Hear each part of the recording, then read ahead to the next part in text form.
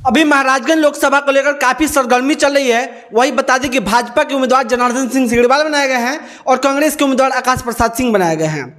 वही AIMIM जो अवैसी की पार्टी है उसके उम्मीदवार अखिलेश्वर प्रसाद सिंह बनाए गए हैं, मेरे साथ उपस्थित हैं और इनके द्वारा लगातार क्षेत्र में दौरा किया जा रहा है। और क्षेत्र में दौरा के साथ साथ क्या कुछ रुझान है उम्मीदवार से हम जानने का प्रयास करेंगे। वहीं आपको बता दें कि लड़ाई अगर महाराजगंज लोकसभा की बात करें तो यहाँ पर निर्दलीय लगभग 13 कैंडिडेट का उम्मीदवारों का नामांकन रद्द कर दिया गया था।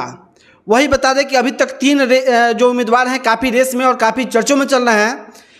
लेकिन हमारे साथ AIMIM के उम्मीदवार हैं जो अवैसी के पार्टी के उम्मीदवार हैं अखिलेश्वर प्रसाद सिंह, ये मेरे साथ उपस्थित हैं। इनसे हम बात करते हैं कि आखिर जनता का रुझान कैसा है और ये अगर महाराजगंज लोकसभा से सांसद बनते हैं तो पहला इनके कलम से कौन सा काम होगा।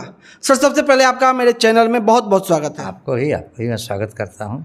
सर, महाराजगंज लोकसभा से जो चुनाव लड़ रहे हैं आपका मोटो और लक्ष्य क्या होगा। मेरे चुनाव लड़ना मेरा कोई पेशा नहीं है जी।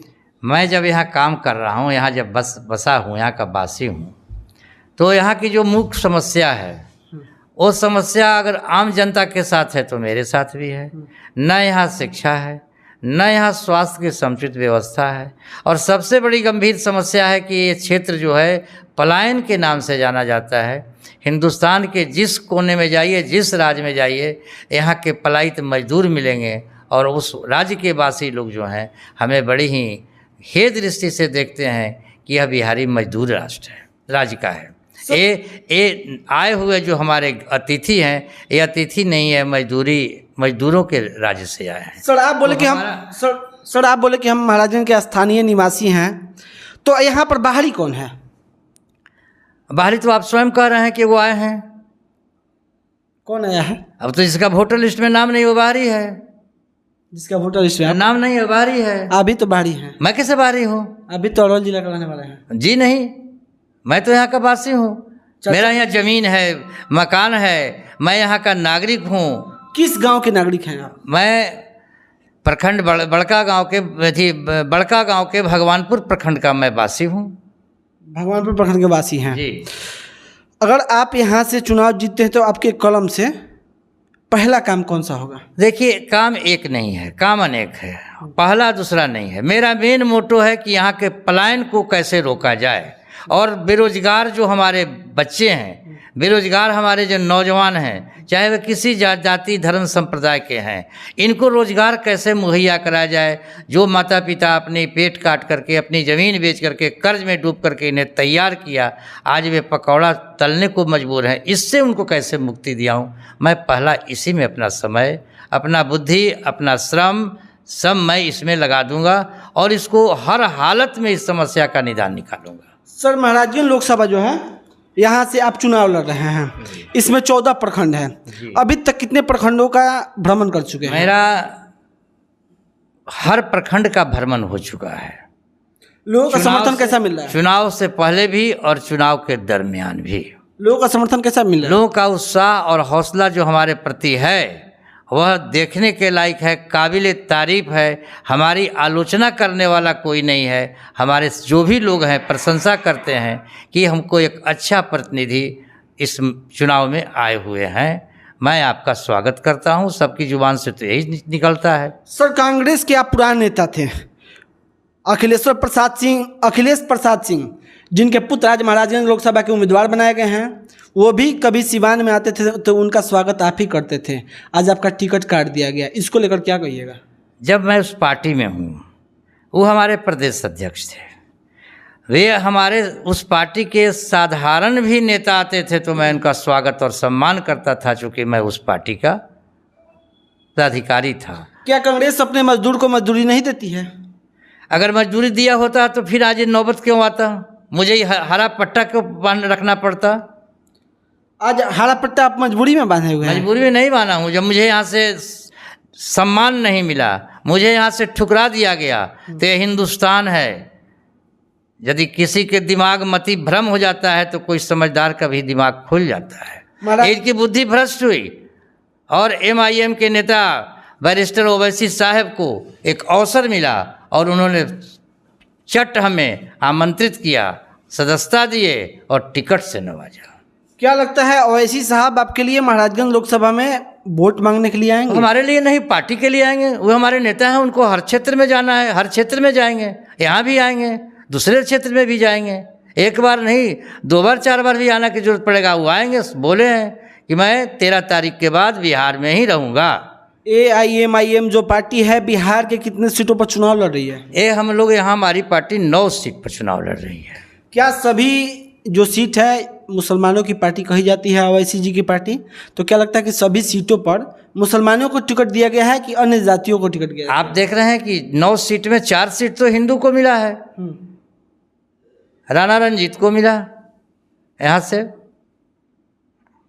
उसके बाद मुझको मिला, मैं भूमिहार हूँ, वह राजपूत है। गोपालगंज से मिला मांझी जी को, वे दलित हैं। फिर काराकाट से मिला एक महिला को जो व्यवसायी जाति से आती है। फिर कैसे आरोप लगता है कि यह मुसलमानों की पार्टी है? हाँ, सीमांचल में कुछ ऐसे सीट हैं जहाँ उनकी बहुत बड़ी आबादी है, बहुत बड़ी तादाद है, वहाँ उनको दिया गया है। सर, भाजपा की डोमी पार्टी मानी जाती है ओवैसी जी की पार्टी, इसके लिए लोगों को कैसे संतुष्ट करेंगे? जैसे जो मंच से कहता है कि मुझको वोट नहीं दे रहे हो तो NDA को वोट दे दो, उसके बावजूद भी कहा जाता है कि मैं भाजपा का डमी पार्टी हूँ, मैं भाजपा का बी टीम हूँ। अब तो यह कुछ छुपा हुआ नहीं है, यह तो वायरल चीज़ है, रिकॉर्ड में चीज़ है कि जो कह रहा है कि मुझे नहीं दे रहे हो तो NDA को दे दो। मैं लड़ भी तो रहा हूँ, तो एक महागठबंधन के उम्मीदवार से तो नहीं लड़ रहा हूँ, मैं भाजपा के सिटिंग उम्मीदवार से लड़ रहा हूँ। वे आकर के हमको डैमेज कर रहे हैं, वे हमको नुकसान करना चाहते हैं, वे चाहते हैं कि मैं भाजपा को मददगार बनूँ। हम तो भाजपा से लड़ रहे हैं, उनका कोई हक नहीं बनता है, उनका कोई राइट नहीं है, क्योंकि वे ही लोग हैं जो CA NRC के पक्ष में स्टेटमेंट दिए हैं, CA NRC के पक्षधर रहे हैं। फिर तो एक भाजपाई है, गैर भाजपाई कैसे हो सकते हैं? गैर भाजपाई तो मैं हूँ, जो हमारा नेता ने पार्लियामेंट में CA NRC का पेपर को फाड़ दिया था कि यह देख लो, तुम्हारा जो यह बिल आया है ये देश को टुकड़ा करने वाला बिल है, इसलिए मैं तुमको मुंह पर बीक देता हूँ कि हमारा देश बटेगा नहीं, हम CA NRC के पक्ष में नहीं हूँ। इन लोगों ने तो चुप्पी लगा लिया था। सर, कांग्रेस पार्टी जो है आपको महाराजगंज से बैठाने का भी प्रयास कर रही है या नहीं? अब जाने, हमको होगी कांग्रेस को तो नुकसान होगी। कांग्रेस को नुकसान कहाँ हो रहा है? कांग्रेस तो है ही नहीं है, वे तो भाजपा का बी टीम बना हुआ है, भाजपा को समर्थन दिए हुए है। जो CA NRC का सपोर्ट किया विपक्षी है, वे जो है सो धर्मनिरपेक्ष है, वो तो भाजपा ही है। और सब आप लोग भी देखे हैं, पूरा वायरल है जो CA NRC का सपोर्ट किया। हम लोग तो CA NRC का विरोध में हैं, क्योंकि इससे केवल नुकसान मुसलमानों का नहीं है, सबसे बड़ा नुकसान हिंदुओं का है, उस दलित परिवार का है, आदिवासी परिवार का है, गरीबों का है, जिसके पास पेपर नहीं है, जो यहाँ से वहाँ बस गए हैं। सर, जब आपको बैठाने की प्रयास की जाएगी, आप बैठेंगे या नहीं? कौन बैठाने के लिए? मेरे पास किसी की हिम्मत नहीं है कि मेरे पास यह प्रस्ताव लेकर के आएगा। चोर को कभी भी हिम्मत नहीं होता है, कहावत भी है कि चोर इंजोर नहीं सहता है। उन क्या हमको बैठाएगा? उसकी साहस है हमसे नजर आंख में आंख मिला के बात कर ले? नहीं साहस है। महाराजगंज की जो देवतुल्य जनता है उनसे क्या कुछ अपील कीजिएगा? अंतिम सवाल है आपका जी।